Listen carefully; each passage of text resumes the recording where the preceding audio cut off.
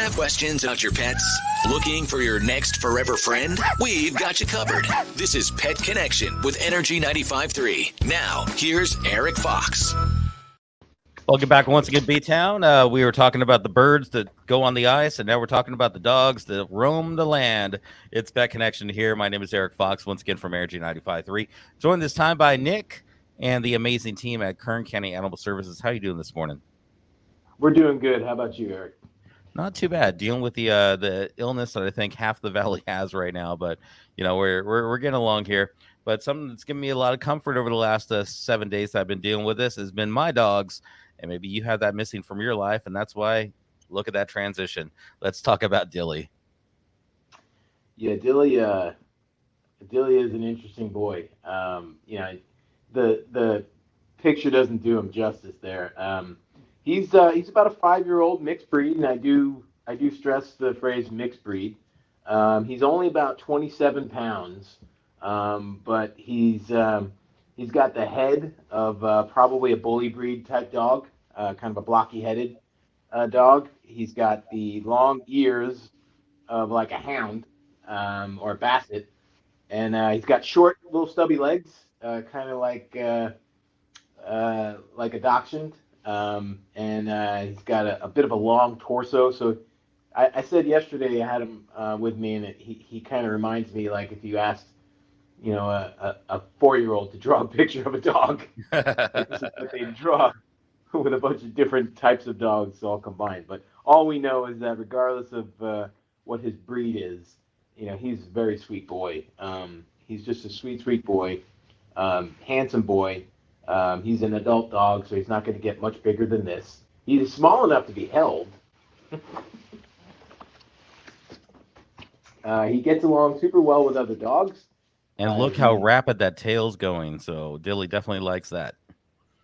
He gets along well with other dogs, and he's just very friendly. He just loves everybody he comes across. He's going to need some training. He's probably never had any leash training because he just pulls and pulls and pulls until he chokes himself. But he's a very good dog. He's potty trained. He waits to go outside to go use the bathroom, but he's in need of a home, and he's available at the Kern County Animal Shelter right now. Let's talk about that process. So if someone wants to see Dilly, because Dilly is like just an amazing dog. Look at that tail just going crazy. The ears just went up, hearing a random voice coming from a random place in your space. So what is the process like to meet Dilly and maybe get Dilly a home? Because that's really what we want to do today. Yeah, so folks can come down to the animal shelter here at 3951 Fruitvale Avenue. We're on Fruitvale, just north of Rosedale Highway. And we're open from 10 a.m. to 4 p.m. Monday through Saturday, except for Wednesdays. We're open from 2 p.m. until 7 p.m. For those of you who work after work until 5.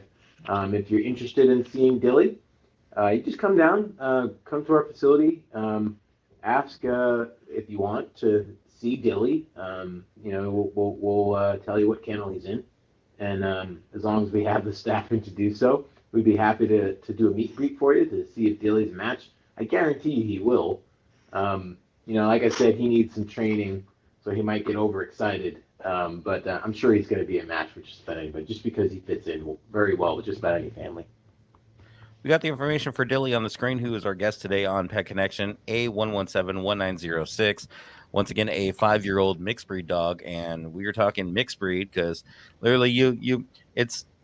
I hope this doesn't come across mean, but it's almost the Mr. Potato Head of dogs, because literally whatever you kind of would like in your dog, Dilly has it for you. Yeah, he does. He's, like I said, he's small enough to carry if you need to. But if you just look at his head, you got a big dog. You got a large breed dog. But then he's probably also small enough to fit in a travel crate too. So he's the best of both worlds. He's a big dog in a small dog body. Especially heading into the holiday time, when you're watching those holiday movies, the weather gets cold and you just want to snuggle up. Dilly's ready for you, right? Yeah, I mean, he at 5 years old, about 5 years old, he's still got a little bit of energy in him. But yeah, we think he's going to be a good couch potato pal. Well, let's definitely get Dilly to be your couch potato. So your couch needs some potatoes on it, and don't put potatoes on it. Put a dog on it, and Dilly's ready to get there. Let's go and talk about. We're into the holiday season, so once again, the king of segues here. We're talking. Well, last time we talked about some of the dangers about the holiday foods. I think really a lot of people decorate right around this time if they haven't done it already. So there's some decorations that are up that aren't there the rest of the year that maybe you need to think about when it comes to either dogs or cats, right? Yeah, absolutely. I have a personal experience with that. About 6 months ago, we adopted a cat, of course, from the Kern County Animal Shelter. Well, we fostered a kitten, and we ended up adopting a cat. And that cat is now experiencing a Christmas tree for the first time in its life. Mm, We were kind of curious how she would react, and it turns out she wants to eat it. So, and that had to be a thought process before we put up the tree. How is hmm our cat going to react? Because we have to make sure that she's going to be safe. Because it's just there's a lot of danger in some of the decorations that we use during the holidays, really during any holiday. But Christmas trees and Christmas lights are one of those things. We need to be cognizant and aware. Pay attention when you first put up the decorations. See if they're just too interesting for your pets, and then you might need to take some precautions to prevent access to those things, like Christmas trees and wreaths and electric plugs and lights that you might adorn your house with, plants that you might put up around the holidays. Some of those can be poisonous. I think we mentioned 2 weeks ago, and it's always a wonderful idea, especially during the holidays, but at any point, to have the pet poison control number written down and maybe posted on your refrigerator. mm. In case your dogs or cats or animals behavior changes and you think it might have eaten something that's poisoned it, that you can call that number. The ASPCA has a wonderful pet poison control hotline, and it's a good precaution to take just in case your pet does ingest something around the holidays that maybe changes its behavior. But yeah, we want to make sure that we're paying attention in advance before we put up decorations about what your pets have access to. I think that's great advice as always. And I think another thing to also hit up as we're heading to the holiday time, if you're thinking of getting a pet for a family member, either elderly, child, or middle of the road, what are maybe some things that people really need to think about when it comes to that aspect? Yeah, we don't. I mean, each situation is different, of course. And if you have a friend or a relative or somebody in your life that has expressed to you on a number of occasions that they are in the market to adopt a new pet, you of course would know better than we would whether that would be a good idea. But it's rare that a surprise of an animal as a gift works out well, Hmm unless that person, like I said, is already in the market. So we always want to make sure that if you're thinking of getting a pet, shelter pet or otherwise, as a gift to somebody, make sure that it's something that they can care for and have the resources to care for. Not only if you're purchasing a pet as a gift for somebody else, but if you're deciding to adopt a pet during the holidays, just do the research. Make sure that you know that there's a lot of resources and care that have to go into caring for an animal. Not everything is just food and water. There's veterinary care and vaccines and licenses and all kinds of responsibilities. Some you can plan for and some you can't. So we want to make sure that, especially during the holidays, if we're considering a pet as a gift, whether it be for ourselves or somebody else, that we know that we're going to give a good, safe home to those animals. Especially for kids. I mean, you guys have a couple great programs where maybe you need to find out if the kid is really ready and the kid really understands, and that's fostering, Streets of Bakersfield, a lot of great things like that that they can take advantage of, right? Yeah, you touched on the Streets of Bakersfield. Real quick explanation of what that is. We don't do Streets of Bakersfield all the time. It's when we have staff to stand the program up, and usually that's on Saturdays between the hours of 10 a.m. and 4 p.m. But the Streets of Bakersfield program is kind of like a dog on loan kind of thing. It benefits the pets in our shelter so much to get out of the facility just for a couple of hours. Their mental well-being and their physical health improves greatly just by leaving the shelter for a few hours. And that's just talking about the benefit to the animal's health and well-being. It also tells us a ton of things about the dog's behavior in a more Mm, natural environment. The animal shelter is not a natural environment for a dog or for a cat for that matter.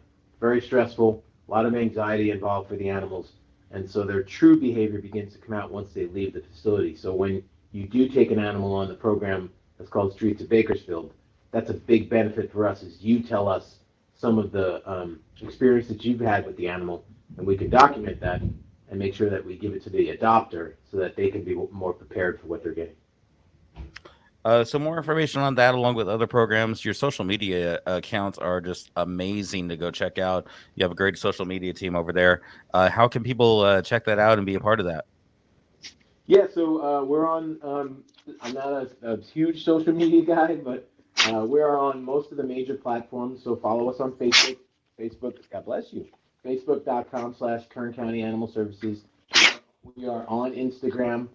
Search for Kern County Animal Services. We're on Twitter at KC Animal Services. We are on TikTok as well. All the major social media platforms, we are trying to promote the animals in need of adoption and the programs that we offer to help you be a responsible pet owner. So yes, please follow us on social media. And of course, a lot of events are going up in December as we head into the holidays too, right? Yeah, we have 6 spay-neuter events scheduled in the month of December for the community. This is for community pets, not necessarily for shelter animals. So follow us on social media, and we'll post when those events will be and where they will be, and how to sign up for them. Lots of great things always with Kern County Animal Services. And of course, our guest today has been Dilly, who has been just an amazing lap dog today. And like we were saying, we don't use the term mutt in a bad way with this. We say this is a really great thing because Dilly is just an amazing dog.